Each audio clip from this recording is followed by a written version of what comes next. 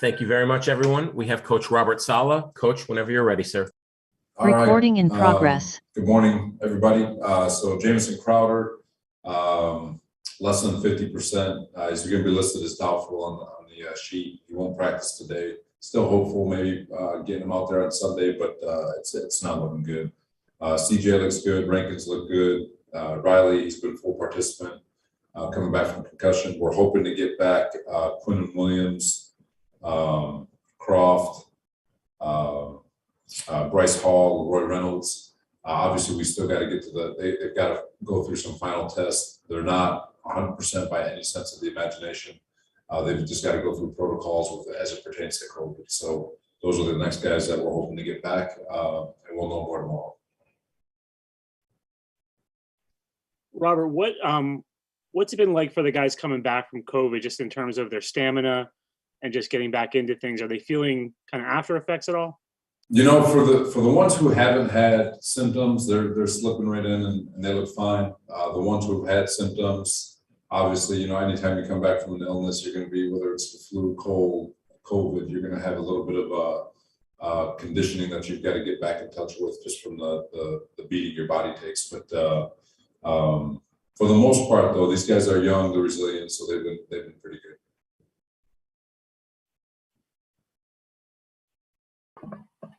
So with Elijah Moore, it seems kind of obvious now that probably not this week, right? Correct. Yeah. Still hopeful for next week, perhaps?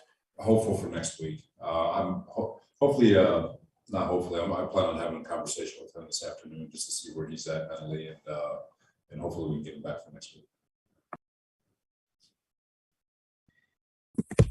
Robert, with Tom Brady, obviously you want to stop the run against any team. It's essential. But with him, if you give him those play action opportunities, how much more lethal does that make him if they run the football?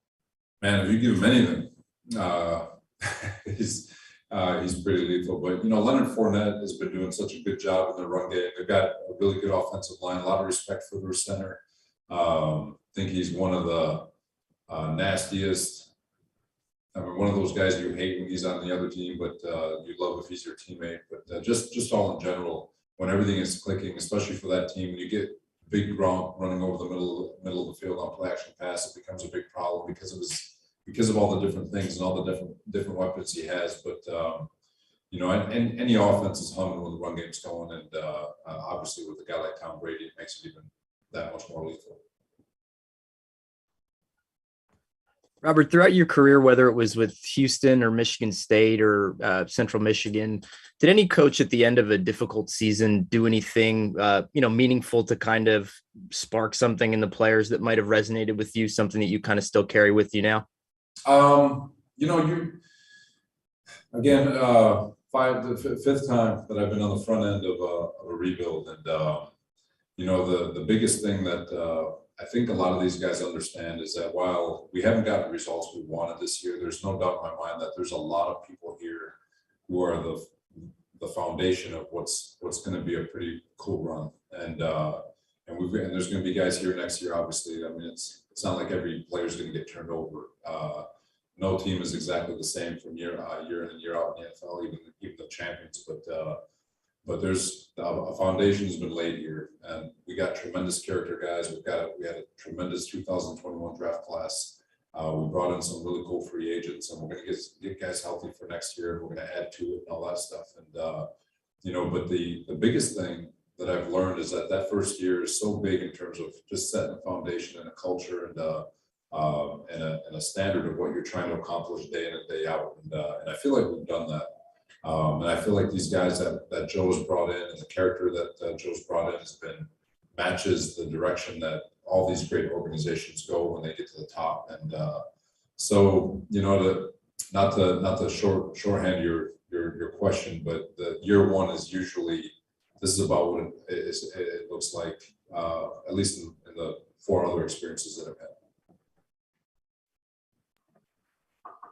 Hey, Robert, just wanted to ask about Conor McGovern. I mean, we haven't even really talked about him this week. He's a guy that played pretty much every snap for you this year until he got hurt. And so how does not having him, I'm assuming Feeney will start, change the dynamic? And most specifically, how does it affect Zach because they were, working together so long? No, that's a great question, Rich. He's McGovern has had such a really nice season. Obviously, the best you could be.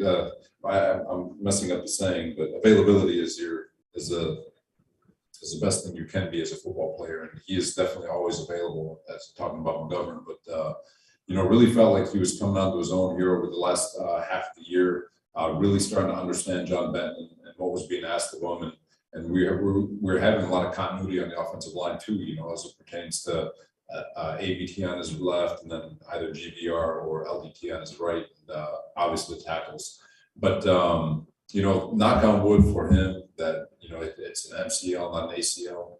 But at the same time, it's going to be an adjustment for Feeney and the quarterback and the rest of the offensive line. But Feeney's been dying for this opportunity, and it's an opportunity that I think he's really excited about over these next couple of weeks.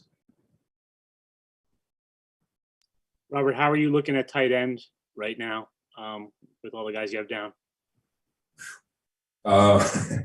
They got beat up these past couple of weeks, Kaz. But again, you got Dan Brown, you got Yeboah, McDermott obviously showed some flashes. But no, we're hopeful to get Croft back. If we do, that'll kind of piece together our tight end group. But again, we'll know more tomorrow on Croft. But regardless, someone's got to step up. And it's again another opportunity for those guys, whether it's Yeboah, Dan Brown, even McDermott, to get some tackle eligible stuff. It all matters. So there's gonna be opportunity to be had out there. Robert, when we pay a lot of attention to San Francisco now since you've been here, and when you watch them, Kittle, obviously jumps off the screen. I realize he's a freak player that you can't really compare people to, but that your system does it need that kind of production at tight? Maybe not what Kittle does, but is that position critical in your system? And is that kind of what has contributed to his success out there? It goes back to I think Dan asked the question with regards to the play action pass game. It's one thing to be a tight end who doesn't really add anything from a blocking standpoint. There's a lot of tight ends like that in this league where they're just kind of glorified receivers. But then you also get a guy like Kittle whose ability to capture edges in the run game and just absolutely dominate one-on-ones in the run game, and then work the play action pass in the middle of the field, and then on third down to create, to win one-on-one. So he's dynamic. So he's special. He's going to be good in any offense, but it's a combination of their ability to run block and be able to work the middle of the field in the play action pass game that makes those guys so dynamic in this offense. Third down for Kittle, that just happens to be a bonus, but there's guys out there. There's plenty of guys out there. And it's something obviously that we'll look into, and along with a lot of different other spots on our roster. Hey, Robert, I got a big picture one for you. You've said you guys are going to win or lose by your defensive line. I'm wondering how you kind of grade them this season, where it started off as such a strength, and I realized recently there've been guys out, but it seems like there's been less pressure as the years gone on. Yeah, you look at the games that we've won, and obviously a lot of them are scoreable, but you can look back to our offensive and defensive lines winning football games. So if you look at the Tennessee game, our defensive line was absolutely dominant. If you go to the Cincinnati game, our O-line and our D-lines were pretty dominant in that game. Go to the Houston game, our offensive line was absolutely dominant in the run game. Same thing with Jacksonville. And then in Houston, our D-line was pretty good too. And then last week, obviously our offensive line just paving the way for 273 yards rushing. So, football is a simple game. Sometimes we try to complicate it, but it always comes back to the interior of our O-line and D-lines. And then from there, it's your playmakers on the outside. But as far as grading them, you always want them to be. I'm always going to hold those guys to the highest standard. I'm very vocal about it to them. I'm vocal about it to the team. I'm vocal about it to you guys that we will win and lose games with our defensive line. And so if that's the case, same with our O-line, we won 4 games, so it's not good enough. And for us, we've got to find a way to be better in both those categories and continue to improve not only schematically, but the way we coach, and then obviously the way we execute. We'll take a couple more for Coach, a couple more questions for Coach. With the D-line in particular, do you think you've got the personnel to sort of build around, or do you think that you need, another big guy there? Well, I'll say that for South Scott. I know we'll get Carl back. Really happy with the way Huff came along. JFM's been battling injuries, so hopefully we get him back fully healthy. Quinnen Williams, we have a really Sheldon Rankins, Foley, Chef. I mean, we have a really cool group of guys. You're always going to try to add. That's every position. You never want to stay stagnant at a position if you don't have to. And if you ever have an opportunity to add somebody who's going to elevate the entire room, then you don't hesitate. But really like the foundation of that group. It's a very deep group. It's a good group. Obviously, like I said, we've got to be better, but at the same time, it's not a group that I'm looking at where I'm like, God, we got to redo the whole darn thing. I mean, there is a really cool foundation of players. Health will help it tremendously. Continuity will help it tremendously. And then obviously just execution will help it. Robert, is it kind of nice, at safety this week, you go from having no guys to having 5, I think, healthy. Do Ashton and Riley move back into those starting roles this week? Yeah, Elijah, obviously, for sure he does. We're still working with Ashton because he's dealing with other stuff aside from COVID, but we're really excited about the group. Pinnock is, he's had an outstanding week this week. Having Will Parks here, proving that he deserves a role. Let's continue to see what we have in him. And Kua did a nice job. So there's, knock on wood, it's a good group, and really excited to continue to work with those guys. Robert, Last one here. Bowden, I realize Nick Bowden, is he a guy that fits into the fullback tight end situation? He can help you out a little bit this week there? Yeah, he's done, ever since he's gotten here, he's done a lot of great things, especially from a special team standpoint. Obviously, we've gotten away from a lot of the two-back stuff that we were running earlier in the year. Obviously, it fits more to our personnel and what we've been doing.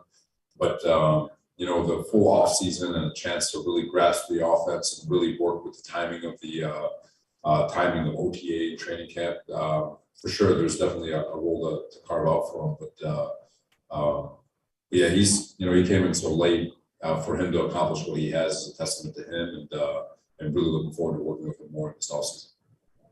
Oz, you had one question? Yeah, Robert, I realize Richard Sherman, is not quite what he once was, and he's not playing as much right now for them, dealing with injuries and things. But what has he kind of meant to your career, working with him in Seattle and then in San Francisco?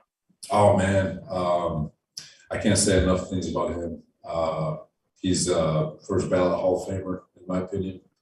A lot of people really misunderstand him in terms of just because he's so vocal. A lot of people mistake him for just a loudmouth player when really he's probably one of the more well-spoken, smartest individuals you'll ever meet. And just being with him in San Francisco is one thing to be a quality control where I didn't have as much interaction with him, but to be a coordinator in San Francisco with him and having him in meetings and just talking ball with him and really him taking on a different type of leadership role, because it wasn't like he had the Legion of Boom and all that, where he was one of like a bunch of guys. Like he was the voice when we were turning things over in 18 and then in 19 when it took off. So he's incredible. And so there's a soft spot in my heart for that man, and appreciative for everything, him and his family, his beautiful wife, all. So they're a tremendous man.